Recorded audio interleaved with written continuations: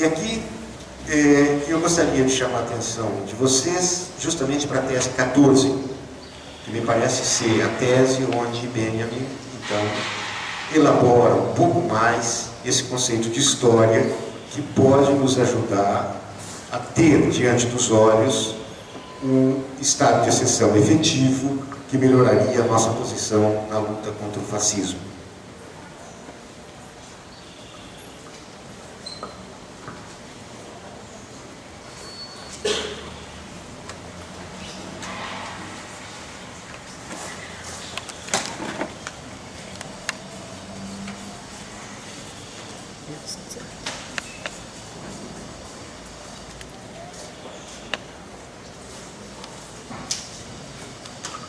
Para a tese de número 14, o conceito central que eu gostaria de trazer a vocês é o conceito de Jetztzeit. Esse conceito é, na minha opinião, intradutível. E a melhor das tentativas, pelo menos a mim me parece a melhor das tentativas de traduzi-lo, é por tempo de agora. Mas, na verdade, é uma palavra que, em última instância, substantiva já a palavra agora, literalmente seria a condição, né, de ser agora, ou a agoridade, ou a presentidade, se quiser. Mas tempo de agora, de alguma maneira, quebra o galho. O texto diz o seguinte: a história é objeto de uma construção cujo lugar não é o tempo vazio e homogêneo, mas o tempo de agora preenchido. Ou seja,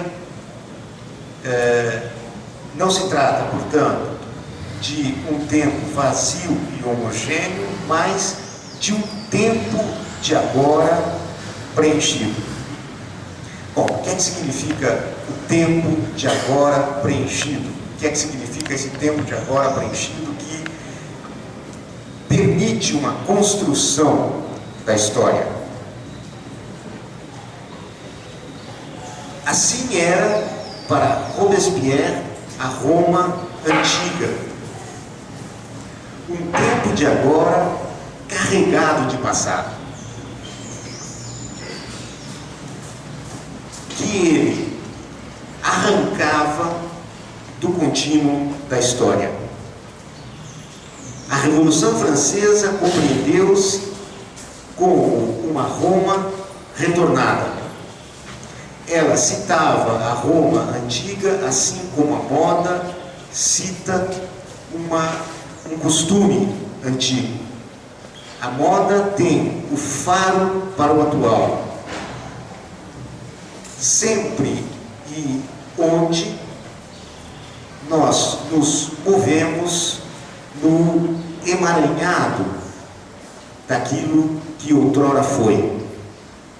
A moda é o salto do tigre no passado.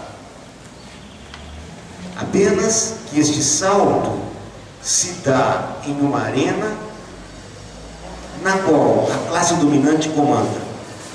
O mesmo salto sob o livre céu da história é o salto dialético, tal como Marx o compreendia enquanto revolução. Bom, acho que aqui nós temos todos os termos para entender esse conceito de história, que é um construto, segundo Benjamin. Então, este conceito de história, que vai nos levar diante de um estado de exceção efetivo, de um estado de exceção real, é objeto de uma construção esta que é feita no tempo de agora. Esse tempo de agora não é necessariamente este agora vazio e homogêneo que nós vivemos, mas é um agora inteiramente preenchido de sentido. E o exemplo que ele dá é o exemplo da interpretação pela Revolução Francesa, em particular por Robespierre, da Roma Antiga. A Revolução Francesa se interpretava a si mesma, compreendia-se a si mesma como um passado agora retornado, como um passado retomado no tempo do agora, como um passado que preenche de conteúdo o tempo de agora.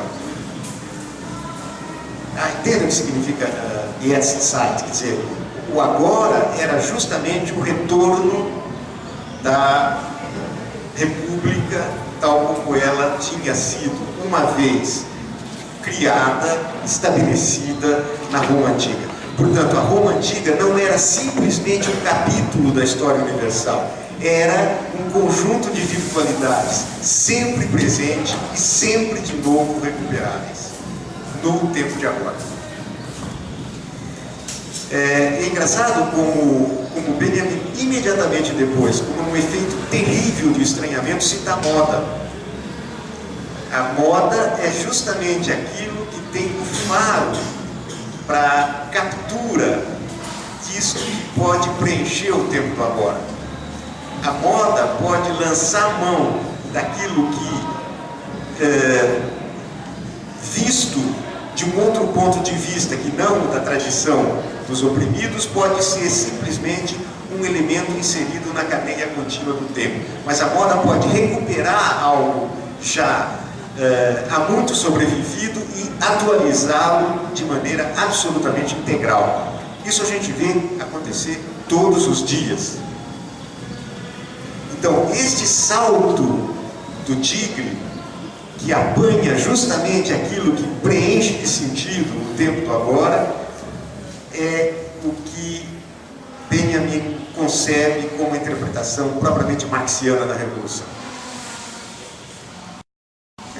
O salto do tigre, que apanha justamente aquilo que preenche de sentido o tempo do agora, nas condições atuais, não pode dar nenhum resultado, porque a arena onde esse salto se realiza é, como ele diz aqui, comandada pela classe dominante.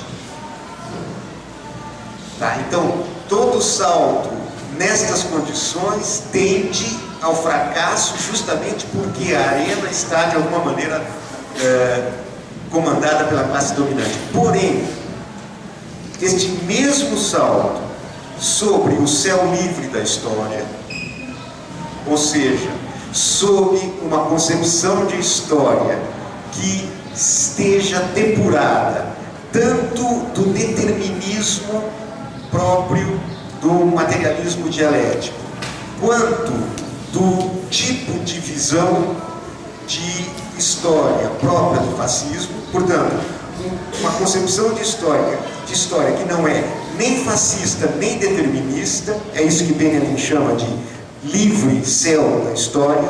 Este salto sob o livre céu da história é propriamente a revolução. É isso que Benjamin tem em mente. Tá? É justamente isto que Benjamin tem em mente. Criar uma filosofia da história que permita justamente o salto do tigre, ou seja, que permita justamente recuperar no presente aquilo que possa preencher de sentido o tempo do agora. Bom, isso último Benjamin, portanto, Benjamin já praticamente diante da morte. Mas tudo isso que nós vemos nas teses sobre o conceito de história, eu gostaria de trabalhar com vocês hoje em ligação com um texto do jovem Benjamin, justamente com um texto de 1921.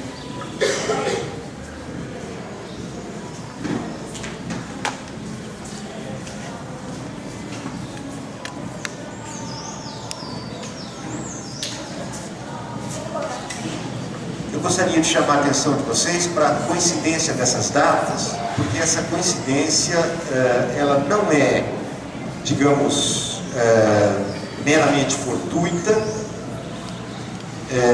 e muito menos alguma coisa trivial. Ela é absolutamente carregada de sentido. Em 1921, Benjamin escreve um ensaio que se chama Para uma Crítica da Violência. Vocês encontram este ensaio traduzido nesta coleção da editora 34, que foi recentemente publicada aqui. Trata-se de um texto muitas vezes enigmático, um texto de compreensão muito difícil, mas um texto que é, do ponto de vista daquilo que são os elementos fundamentais do pensamento filosófico de Benjamin, um texto seminal. O problema de Benjamin nesse texto para uma crítica da violência é justamente uma tentativa de compreender a relação entre direito e violência. Quando eu falo direito aqui, eu estou pensando direito não apenas como um mero conjunto de leis, como um mero sistema de leis codificadas. Eu estou pensando direito como sendo a organização jurídica da sociedade política. Então, a estruturação jurídica das relações políticas. É isso que eu estou entendendo por direito, e é isso que Benjamin entende por direito nesse texto. Trata-se, portanto, para ele de compreender as relações entre direito, entendido neste sentido, e violência. E, grosso modo, o que se apresenta como elemento mais importante neste ensaio é a diferenciação entre uma violência pura, que Benjamin chama de divina, e uma violência sangrenta, que Benjamin chama de mítica. Trata-se, portanto, da oposição entre violência pura, divina, e violência sangrenta ou mítica. É com base nesta diferenciação conceitual que Benjamin tematiza então a relação entre direito e violência, ou seja, entre violência e Estado, na medida em que por Estado entenda-se o conjunto das instituições, né, o conjunto dos elementos, dos aparelhos que provém a estruturação jurídica das relações políticas, as relações, portanto, de mando e obediência, sujeição e dominação. Bem, isso é particularmente importante porque existem alguns elementos que são fundamentais aqui, e que eu acho que uma das razões pelas quais vocês me convidaram para falar sobre esse tema deve ser essa, porque isso tem uma relação absolutamente fundamental com a conjuntura política da Alemanha nos anos 20 e, em particular, com o problema da greve geral.